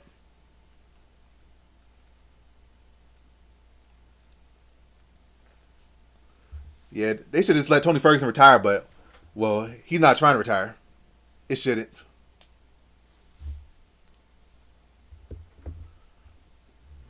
Just like they let Bigfoot Silva keep fighting well past his prime, and I think got knocked out 100 times. That's crazy. Bigfoot Silva got knocked out like 100 times. Then he got rewarded with fighting the best heavyweight kickboxer in probably like the past 10 years in Rico Verhoeven in a kickboxing match. So your reward for getting compounding CTE was more compounding CTE, like guaranteed compounding CTE. Yeah. The thing they should do is let Kevin Lee get a win over him. That's what they should have did. I don't know why they're giving Dylan Dennis. They should have rematch Kevin Lee versus Tony Ferguson. It would have been a more competitive fight, but Kevin Lee would have been able to get his win back or something, even though it would have meant nothing. But that would have been good. Give Kevin Lee, Tony Ferguson. I thought that was the fight they were going to make. But Dylan Dennis, like, it literally makes no sense.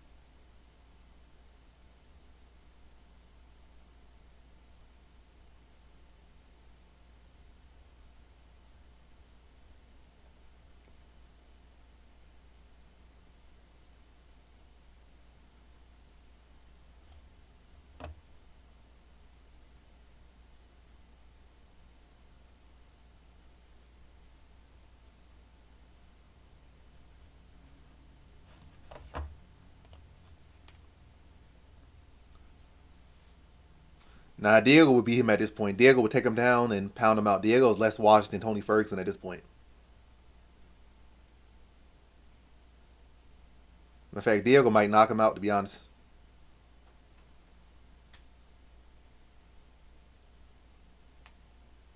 Did I see what that Tony Ferguson can't fight for a while, or that Diego Sanchez can't fight for a while?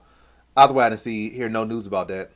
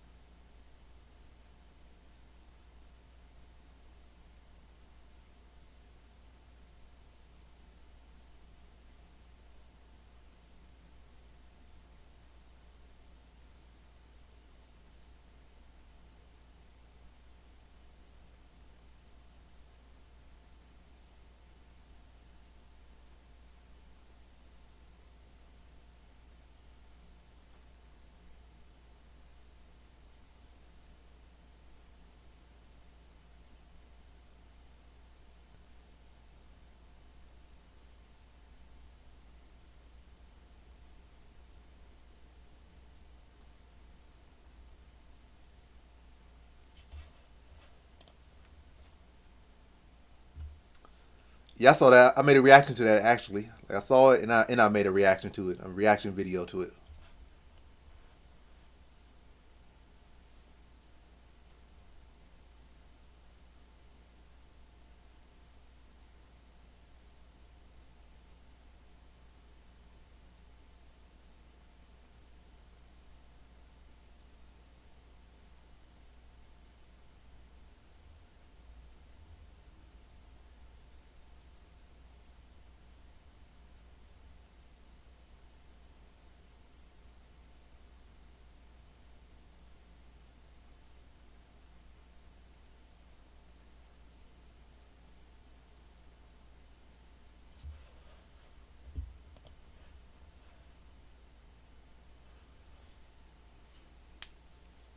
You have a lot of them.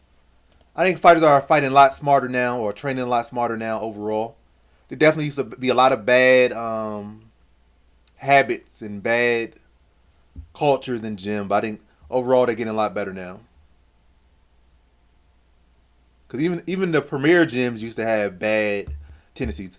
I don't like reaction video. I said I don't feel like it was like such a bad thing that his training partner did, or even a bad thing to be honest. I feel like it was Kevin Lee who was really at fault to be honest. It's crazy that may seem. I feel like Kevin Lee was at fault because you gotta defend yourself at all times. It's not like the guy was throwing like full power. Kevin Lee do a flying knee with no setup and left his chin in there. Like he just came down right up in front of the guy square, and the guy just reflectively countered, and Kevin Lee fell right into it. If he had set it up well or been mindful on defense, that would not have happened. If anything, he should have taken that as a lesson, not a loss, and clean up his defense so he don't get caught in the actual fight doing something that goofy.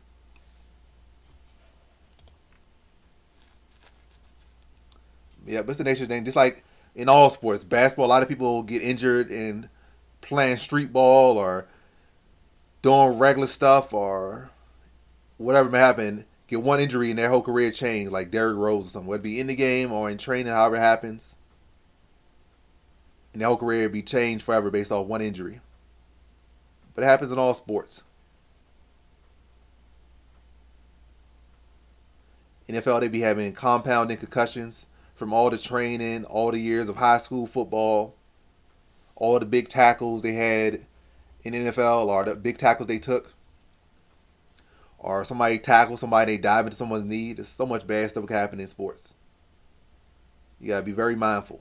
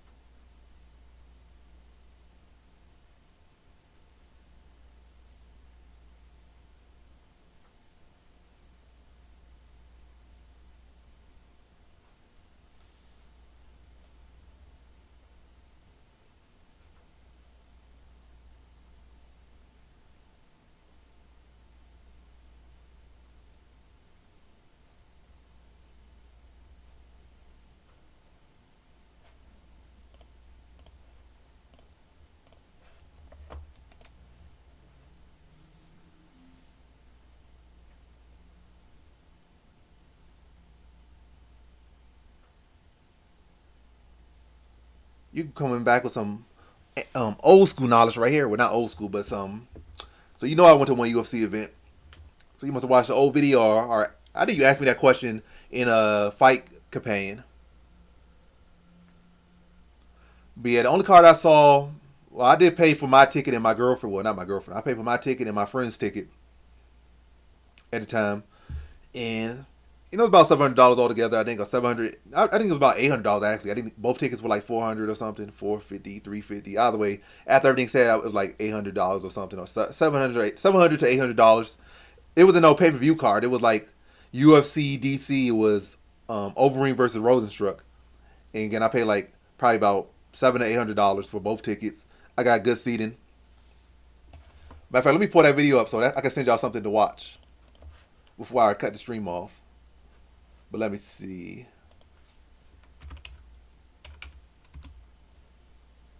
That's not it.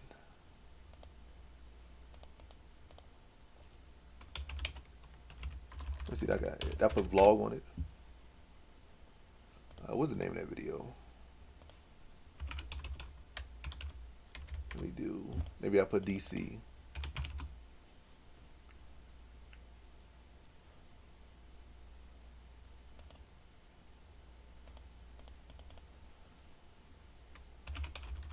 Maybe they put Overeem on it.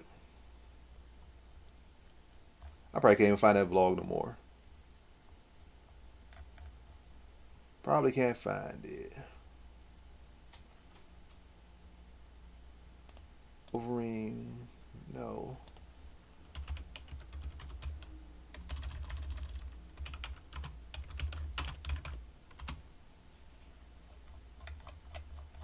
There's gonna be too many videos like that. I can't even find it. That probably was a good experience, not for Ferguson, but a good experience to see that fight live.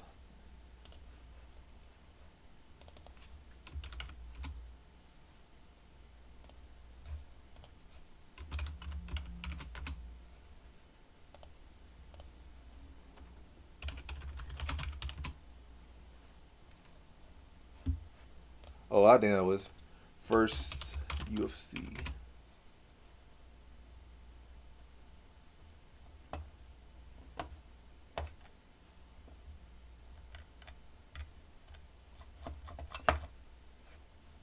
Oh, here it is. I found the video.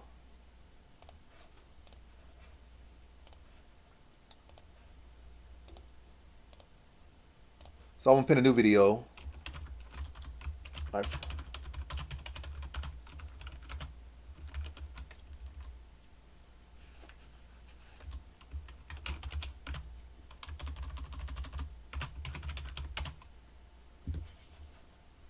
My first and only ever UFC event I went to.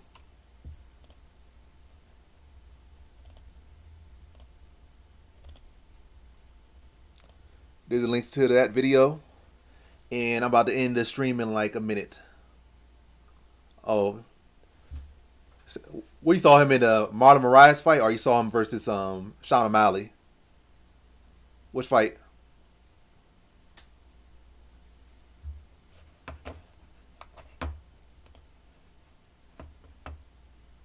Oh, Moraes, yeah, that he definitely got sent somewhere.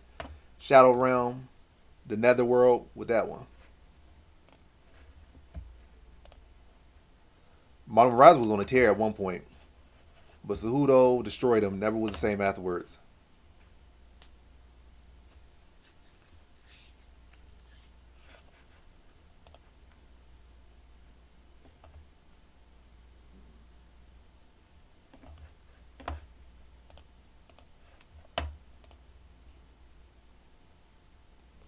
Yeah. Yeah. When they start showing these KOs, like, you know, for what they are, they definitely look a lot worse. Like, looking at Adesanya knockout Pereira, and Pereira was out for like a minute, 2 minutes, 3 minutes. Like, just looking like a giant laid out flat on the ground for minutes. Or looking at Gaethje be face planted for minutes.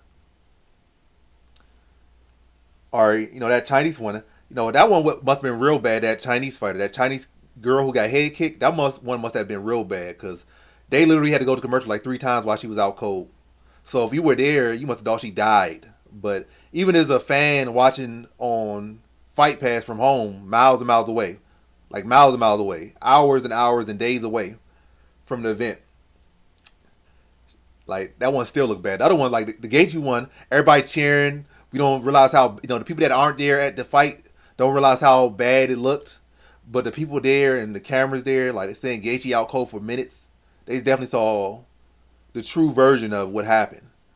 But, you know, people from home watching pay-per-view, like, we weren't able to see how bad it looked until they decided to show us. But yeah, a lot of these knockouts look a lot worse without the TV magic cleaning it up. But yeah, I'm about to end this live stream. Wait.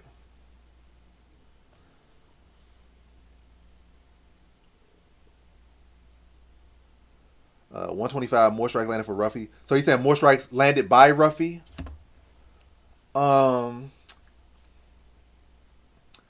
I think it's a good value. Would I bet on that one? I probably would. I'd rather just pick Ruffy in the distance than Ruffy landing more because Green does have a consistency for landing more shots.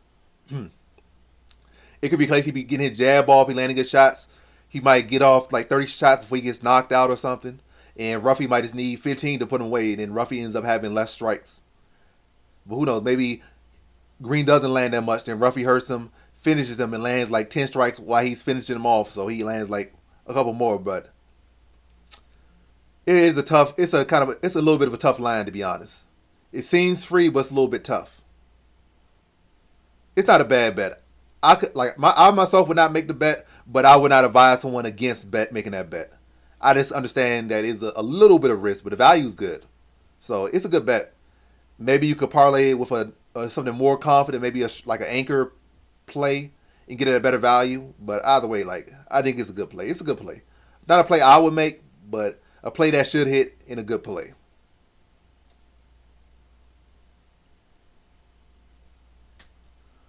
But yeah, this has been the live stream. Thanks to everyone that tuned in. I will be live tomorrow. I think the fight started at 6:30 p.m. Eastern time. I don't know what time that is Pacific time, but 6:30 p.m. Eastern time. It is currently 12:06 a.m. Eastern time, but at 6:30 p.m. Eastern time, I'll be doing a live fight companion for UFC 313 Pereira versus Ankalaev. I'll be buying the pay-per-view. I'll be live reacting to it. I'll be engaging with the chat so you guys can ask your questions.